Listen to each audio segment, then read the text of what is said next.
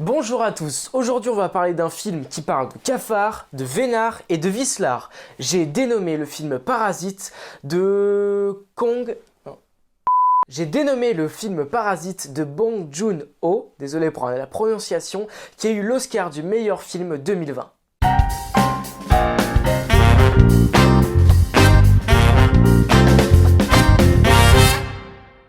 J'annonce tout de suite, c'est une critique avec spoil.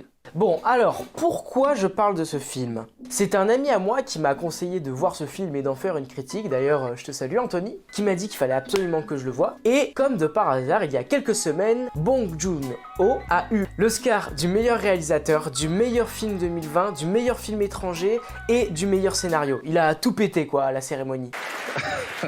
Thank you. Et pour l'événement, le cinéma de ma ville l'a rediffusé un soir, donc j'ai sauté sur l'occasion, pourquoi pas? Et donc me voilà. Le film est réalisé par Bong Joon-ho, qui a réalisé The Host ou The Snowpiercer. En acteur, on a, alors je suis désolé, je vais devoir les lire parce que j'ai vraiment du mal à les retenir. Song Kang-ho, Lee Sun-kyun et Yeo Jeong, mais après il y a encore plein d'autres acteurs, mais ce sont les principaux. Alors, ce film, il parle de quoi? Eh ben en fait, c'est ça le problème. C'est un peu un ovni. C'est à la fois une comédie, des fois il y a du suspense et de l'horreur, et ça peut être aussi dramatique, donc on sait pas trop où donner de la tête. Mais bon, c'est ce qui fait le charme de ce film. En tout cas, c'est l'histoire de la famille de Ki-taek, excusez-moi encore pour la prononciation, qui est une famille qui est totalement au chômage, et le jeune fils Ki-woo va avoir la visite d'un ami qui va lui proposer de le remplacer en tant que professeur d'anglais dans une riche famille, la famille Park. Tu vois cette fille? Tu vas devenir son nouveau prof d'anglais. Son ami part pendant un an et il est amoureux de la fille Park et il demande à Ki-woo de le remplacer en tant que professeur pour éviter qu'elle se fasse draguer par un autre professeur parce qu'il a confiance en lui. Et comment dire? Ki-woo va donc être le professeur pour la fille Park. Ensuite, il va recommander à la famille sa sœur en tant que professeur d'art plastique et sa sœur va recommander le père en tant que chauffeur et la mère en tant que bonne. Enfin voilà, toute la famille se fait embaucher par la famille Park. Et seulement, les mensonges vont être de plus en plus gros et de plus en plus difficiles à cacher. La vérité va à un moment sortir et ça va dégénérer par la suite. Voilà, alors ça c'est pour l'histoire. Mais du coup, jeu d'acteur, bah déjà c'est très propre, très bon jeu d'acteur. La famille est très touchante, tout le monde a ses petites habitudes et il y a une connexion entre chacun a son caractère aussi. Donc tous les personnages sont plus ou moins touchants et rigolos. Niveau réalisation et mise en scène, il y a beaucoup d'accompagnements musicaux, surtout pour les moments très importants. Par exemple, le moment où ils réussissent à utiliser la peau de pêche pour rendre allergique l'ancienne bonne pour la faire virer pour embaucher la mère, il y a cette musique un peu style opéra qui apparaît. Elle accompagne d'une façon très théâtrale et tout est au ralenti. Et pareil, ce même genre de musique qui revient quand finalement c'est la mère qui apparaît en tant que bonne, donc on comprend qu'elle a été embauchée. Le film a une dimension théâtrale, c'est-à-dire que déjà il y a les musiques au moment très important qui sont style un peu opéra, c'est très orchestré, mais le film aussi se déroule en 3 actes. Le premier acte, c'est la présentation de la famille Ki-taek et aussi le fait que Ki-woo, le fils, se fasse embaucher en tant que professeur d'anglais à la famille Park. Le deuxième acte, c'est quand toute la famille Ki-taek s'est fait embaucher et il commence à se passer des péripéties, les mensonges et les secrets de famille. Le troisième acte, c'est quand la famille Ki-taek découvre l'ancienne bonne et son mari au sous-sol et que la situation va se dégénérer, surtout à la scène du jardin, ouais, et voilà, avec la fin. Au début du film, on sait pas trop où donner de la tête, on comprend pas trop le but du film, parce que moi souvent quand je vais voir un film, je ne regarde pas la bande-annonce, j'ai pas envie de me spoiler d'un certain côté, et du coup je connaissais rien, et c'est vrai que du coup on comprend voilà qu'il se fait embaucher, mais on commence à comprendre le subterfuge quand la sœur se fait aussi embaucher, on commence à comprendre que voilà, toute la famille va se faire embaucher, il y a un rythme qui s'engage et une construction de scénario qui se fait au fur et à mesure du film. Mais au début, c'est pas forcément évident. Comme je l'expliquais au début du film, on a Ki-woo, le fils de la famille Ki-taek, qui reçoit la visite de son ami. Et son ami lui apporte une grosse pierre qui porte chance à la famille. Et en apportant cette pierre, il demande aussi à Ki-woo de remplacer en tant que professeur d'anglais parce que lui est amoureux de la fille Park et voilà, il dit que c'est la bonne et il n'a pas envie de la perdre et qu'elle se fasse draguer par un autre professeur. Et donc, Ki-woo va être le professeur, seulement lui aussi va tomber amoureux de cette fameuse fille Park. Et à un moment dans le film, Ki-woo dit à sa famille qu'il pense que c'est la bonne, etc., qu'il n'a pas envie qu'elle se fasse draguer. Et en fait, il a le même discours que son ami au début du film. Ensuite, plus tard dans le film, on a le mari de l'ancienne bonne qui va exploser la tête de Ki-woo avec cette fameuse pierre qui porte chance. Il y a vraiment une dimension paradoxale entre le fait de lui a offert cette pierre pour porter chance à sa famille et finalement ça se passe très mal vers la fin. Il se fait même exploser la tête avec cette fameuse pierre. Et ensuite voilà, la sœur décède, le père devient fugitif parce qu'il a assassiné le père Park. Et on se dit finalement, est-ce que c'est pas le karma et il y a peut-être une dimension spirituelle en se disant voilà, vu qu'il a trahi son ami et celui qui lui a offert cette pierre qui porte chance, est-ce que c'est pas le karma qui fait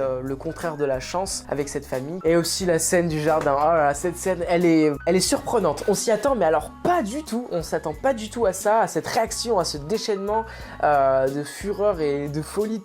Tout part d'un coup et il y a vraiment une référence à Tarantino, c'est la réalisation et c'est la mise en scène de cette scène, ça fait quand même vachement penser à Tarantino. Et d'ailleurs aux cérémonies des Oscars, le réalisateur dit que quand il était jeune il avait étudié les films de Tarantino, qui s'était beaucoup inspiré de lui. 상을 받을 줄 전혀 몰랐었고요. Quand j'étais à l'école, j'ai beaucoup étudié les films de Martin Scorsese. Être nommé était déjà un honneur, jamais je n'aurais pensé pouvoir remporter l'Oscar. Quentin les a toujours mis sur sa liste, il est là ce soir, merci du fond du cœur. Quentin, je t'aime.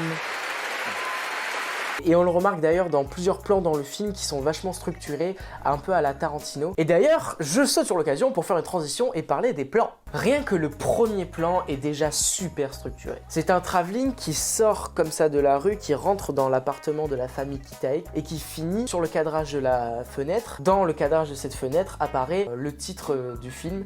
Et c'est là où on voit que voilà, tout est pensé, c'est structuré. Il y a le cadrage de la fenêtre qui fait le cadrage du titre avec ses chaussettes suspendues pour montrer un peu la situation entre guillemets pauvre de la famille. Et d'ailleurs, c'est le même plan sur lequel le film va se terminer. Le premier plan se passe le matin, je pense, ou en journée, alors que l'autre se passe en fin de journée, le soir. C'est un procédé qu'on appelle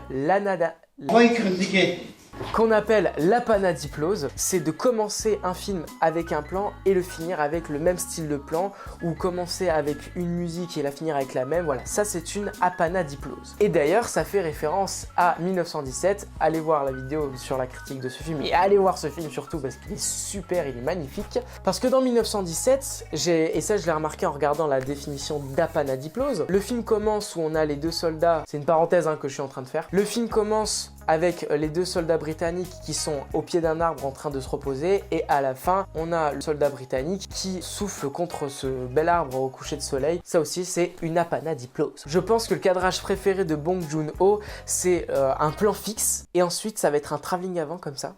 Regardez, c'est en train de le faire, c'est la magie du montage.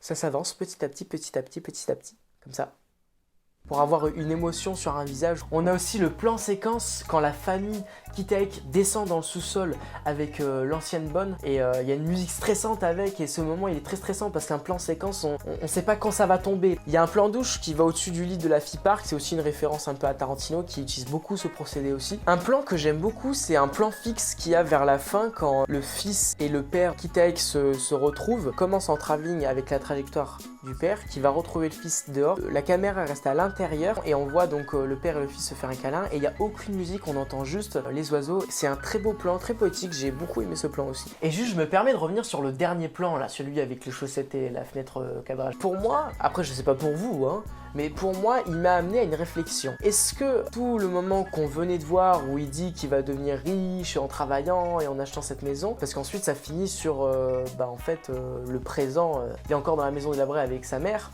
est-ce que tout ce qu'il vient de citer ça va être le futur, ou est-ce que c'est simplement un rêve, une envie? Vu que le dernier plan est fini en même temps que le premier, on se dit est-ce qu'il est revenu à la case départ ou est-ce qu'il va vraiment se passer ce qu'il a dit en retrouvant son père? Je finis sur le détail de l'odeur. Alors l'odeur, c'est parce que bon, vu qu'ils habitent la famille Kitae dans un appartement qui n'est pas non plus un appartement de luxe, il y a une certaine odeur apparemment, et au départ c'est le fils d'Asung de la famille Park qui va dire « Ah, c'est marrant, le chauffeur il sent pareil que la bonne ». Et du coup c'est un petit détail qui peut faire rire, mais ça va devenir un gros élément et un élément perturbateur de l'histoire. Aussi, il y a la scène quand la famille Kitae squattent la maison des parcs quand ils sont partis en camping, et le soir quand ils savent que la famille revient du camping plus tôt et du coup ils décident de partir, ils rampent par terre pour essayer de ne pas être vus. Ça fait penser vachement à des cafards et du coup ça rappelle un peu le titre. Et puis aussi cette scène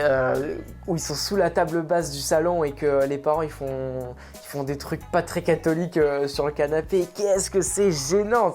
Moi j'étais comme ça dans la salle, tu vois, j'avais ma mère à côté et j'étais pas bien du tout, tu vois. Et juste après, quand la famille parvient à sortir et fuit la maison sous la pluie, et ensuite le plan il filme sur eux et ensuite il finit sur la plaque d'égout, pareil, ça fait rappeler voilà les cafards avec l'humidité, ils vont dans les égouts, etc. Donc encore une référence à ça. Puis même juste après, il y a un plan fixe de loin où on voit la famille de profil qui descend l'escalier, et en fait avec l'ombre des lampadaires, ça fait pareil penser à des petits cafards qui descendent le long des murs. Donc vraiment vers la fin, il y a toujours cette référence un peu aux cafards, aux parasites. Il y a aussi quand l'on découvre que l'ancienne bonne, elle cachait son mari dans le sous-sol de la maison.